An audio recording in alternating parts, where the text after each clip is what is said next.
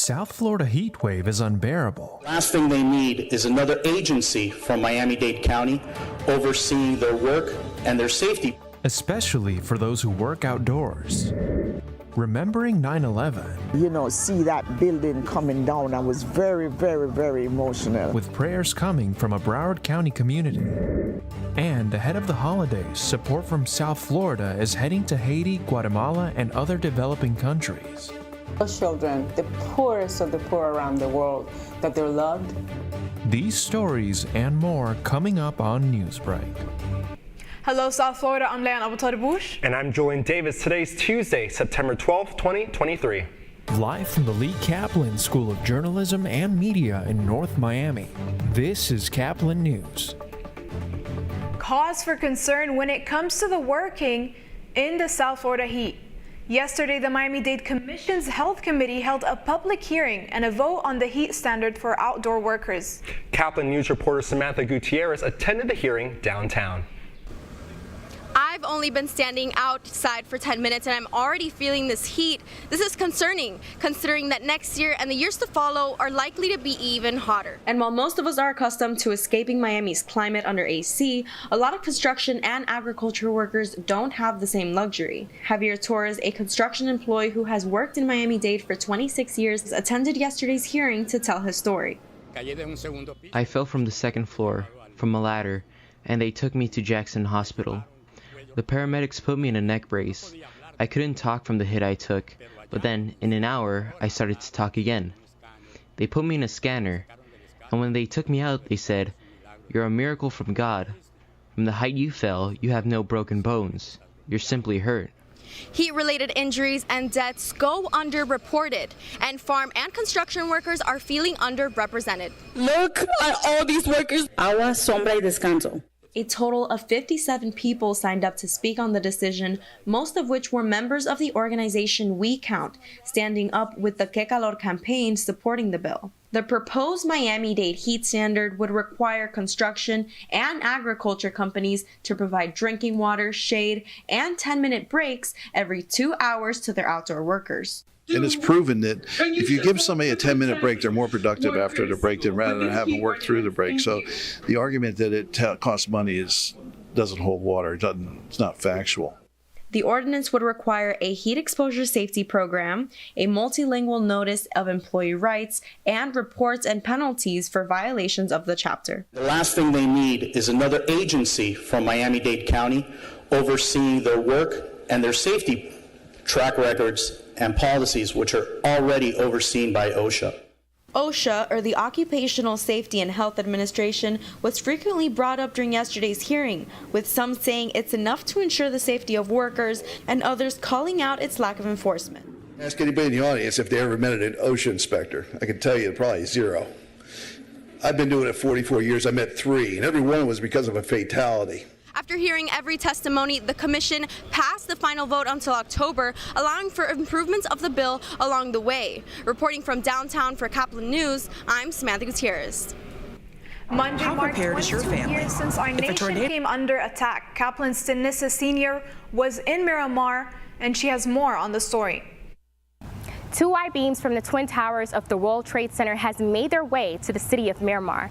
Today, the city memorializes the enduring legacy of 9/11 and those who lost their lives on that day. 3, 2, 1, unveil.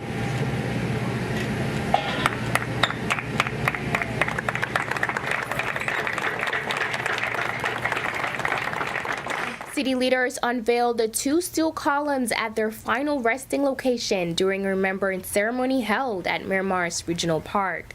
Towering symbols of strength and unity on full display, honoring the nearly 3,000 innocent lives that perished 22 years ago.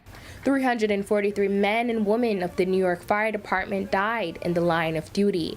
Their heroism never to be forgotten. We will remember every rescuer who died, our 72 law enforcement personnel, our 343 firefighters, and we will remember every family that lives in grief.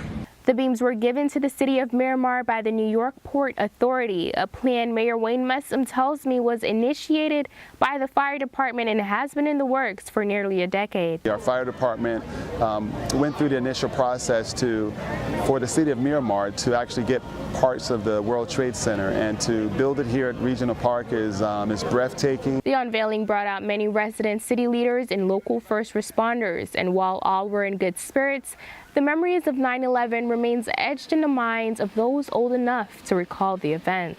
I just saw this one gentleman, and he was full of the soot from the towers falling, eyes bloodshot red, and he just continued to walk straight, no emotion, no nothing on his face. You know, see that building coming down, I was very, very, very emotional. This dedication site will remain a home for the relics secured. For Caplin News, I'm Tanissa Sr. This Monday's Powerball drawing was the third largest jackpot of the year. Its payout might have been $522 million, but nobody won. The jackpot for Wednesday now is estimated to be $550 million. The drawing Saturday did earn a winner from Florida who had a ticket worth $2 million. There were two $1 million winners in Virginia and New Hampshire. A critical shortage in blood is causing concerns here in South Florida and across the country. Caplin News reporter Fabiola Ojeda takes a look at the problem. The American Red Cross is facing low levels of blood due to many circumstances they have been going through. The American Red Cross provides about 40% of the nation's blood to patients that are in need of it. 40% of this country's population is eligible to donate, and only about 4% do. Due to high travel season, natural disasters, and back to school, the levels of blood decreased 25% since early August. Many blood drives had to be canceled because of weather, and less people are donating. Blood cannot be manufactured, it can't be stockpiled, and really it's the blood on the shelves on a daily basis that is needed to save lives. With hurricane season not over yet, cancer patients, emergencies, and labors, the American Red Cross is concerned and hoping to get more donations. I'm Fabiola Ojeda for Caplin News. The Marlins continued their tough road schedule as they fight for a spot in the playoffs. That's still ahead, and so is the story. We have blessed over 500,000 children. Christmas is still months away, but if the children you're trying to help are thousands of miles from South Florida, you have to start planning early. Newsbreak will be back in 2 minutes. Severe weather can strike anytime, anywhere, but there's a simple way to stay safe. Hey, Jim Cantore here. I stay safe in dangerous weather by planning ahead. You can stay safe too with a few easy steps. Build an inexpensive kit with supplies for your family's needs. Write down important information like phone numbers and medications. Always talk with your family, and remember any pets in your planning. Be ready, be safe. Start your plan today at ready.gov/plan.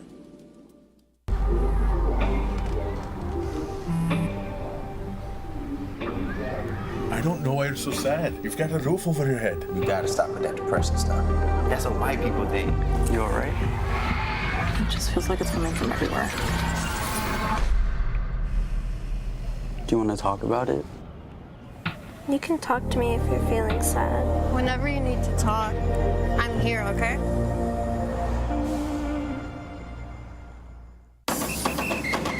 If you're buzzed and doing this,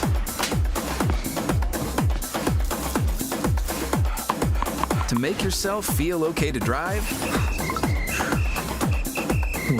ZWX.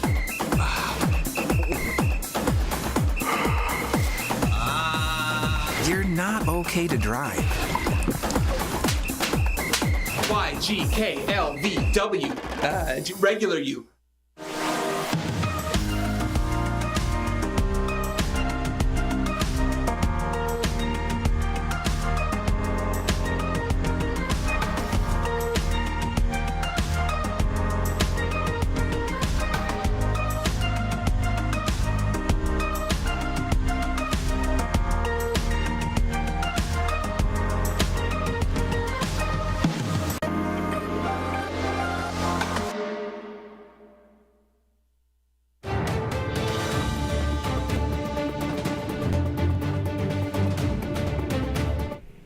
delivering joy straight from South Florida to children in need.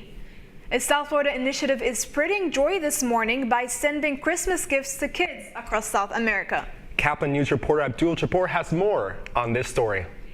In a world where the constant need to support those who need it, Box of Joy is making a significant difference in the life of vulnerable children. These boxes filled with toys, clothing, and school supplies are donated to communities, schools, and groups across Latin America and Africa. Box of Joy is not just about gifts, it's about love, compassion, and the true meaning of Christmas.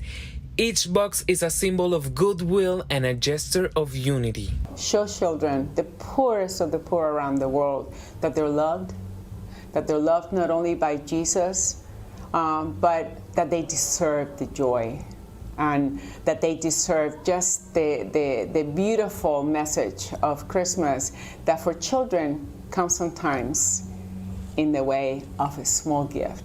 Through their dedication, Cross Catholic Outreach has changed the life of millions of children. We have blessed over 500,000 children and brought joy into the lives of the forgotten. The magic happens when these boxes make their way to the hands of children in Haiti, Guatemala, and other countries. To see the videos of when the kids actually receive the boxes and to see their joy in their faces when they open them. These happy boxes show that love and sharing can bring hope all the time, encouraging everyone to keep making a big difference every day. Reporting for Caplin News, I'm Abdul Jabbar. The Miami Marlins had a rough first game in Wisconsin against the Milwaukee Brewers. After taking a series win against the Philadelphia Phillies, the Fish seemed to have the momentum, but they lost it all at the start of the game. The Brewers scored run after run, and the Marlins couldn't do anything about it. The final score was Marlins 0, Brewers 12. The Marlins will face the Brewers again for the second game of the series tonight at 7:40 p.m. You're watching Newsbreak, and we'll be right back. How prepared is your family if a tornado shows up at your doorstep, or a flood, or a hurricane? You can't just turn away a natural disaster. That's why it's important to go to ready.gov/plan now. It has the tools and tips you need to make an emergency plan with your family.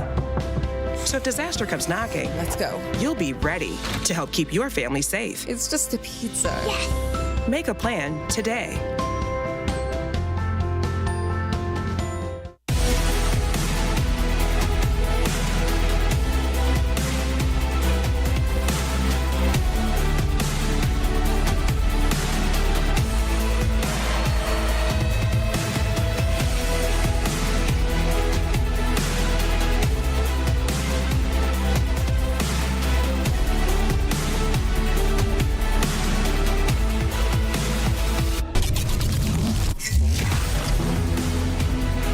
Jordan knows he shouldn't eat this entire bowl of nachos, but tonight he's earned that right because a few hours ago in the middle of happy hour, he recognized a sign, not from the gods or a bolt of lightning, but from a double heart, a kissy face, and a fourth ha in ha ha ha. That's when Jordan knew he was buzzed. So when it was time to go, he got a ride home instead of driving.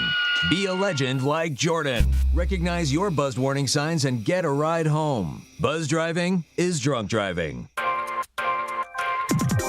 I help our fellows design their paths as creative entrepreneurs. My experiences serving startups, creative businesses, and cultural organizations, and my journey as a queer mixed immigrant with Haitian and Arabic roots, inform the co-creative environment we foster at Radcliffe. We leverage our collective diversity to encourage the building of lifelong personal learning networks and mindsets that stimulate continuous innovation. Good.